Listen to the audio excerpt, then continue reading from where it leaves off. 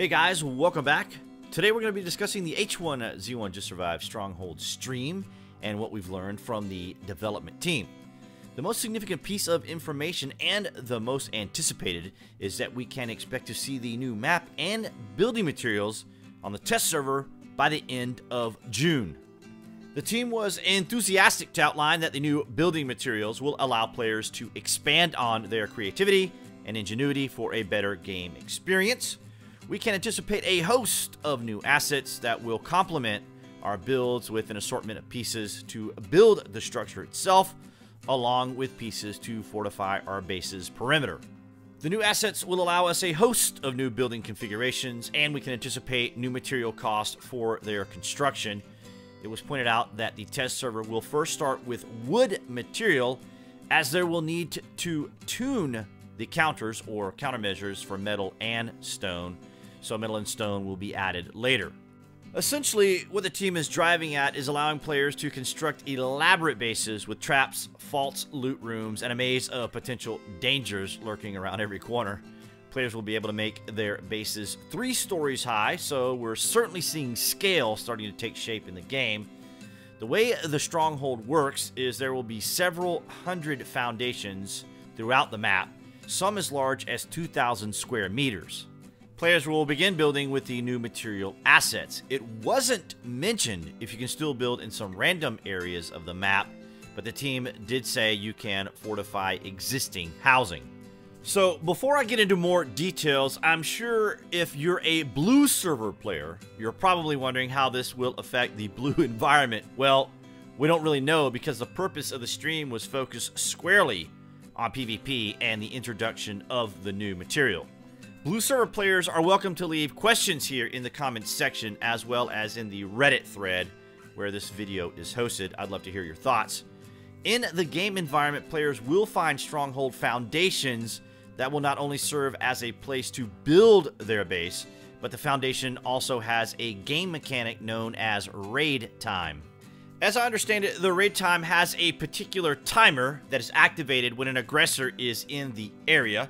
It was mentioned that the foundation pad can serve as that timer, so I don't know if this means we'll have the ability to activate the timer as a raider, or if the raid timer is triggered by an aggressive action. As the timer runs down, you'll be met with a series of base defensive messages. These messages will most likely tell you that you're about to be ejected from the area, that gas is about to be released, and that the base is about to activate shielding. As I understand it, when a base goes into shielding mode, you can no longer access storage containers, so the base is essentially reverted to a cooldown cycle. During the shielding period, players can rebuild the base without concerns of a second wave attack. This also allows the players of that base to seek out their enemies for a retaliatory raid of their own. There were no time frames given on how long the raid time lasts or the intervals of ejection, gas, or shielding. The base material will be adjusted for hit points, damage, and resistance. As mentioned earlier, we will start off with wood until stone and metal can be adjusted. Firearms will provide levels of damage along with your standard grenades, explosives, and fire. The team mentioned, for example, that Molotov cocktails and improvised explosives will be a little bit more challenging to craft. I don't know if that means we'll have additional materials for the recipes or that crops will take longer to grow. You're welcome to share your thoughts on the new recipes in the comment section. Speaking of new materials, the team did mention glue was a new material, but it may be fair to say we'll see an assortment of new material, and I'm sure it will be a lot of fun making the various discoveries. It was vaguely mentioned that repairing bases may be a thing of the past, and decay bars will now serve as damage indicators when attacking a base.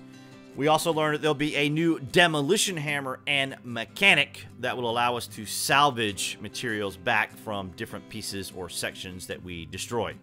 As part of the new features, players will now be able to pick up placed items, barbecue grills, workbenches, dew collectors, where we turn to our inventory so that we can place them somewhere else. There wasn't any information about picking up storage containers, so I'm curious how that will be handled. Shacks will be removed entirely from the game. So going back to an earlier question, will we still be able to build in random places that aren't quarantined? We also learned that there will be in-game currency. This will be strictly in-game and not part of any microtransactions or Daybreak cash.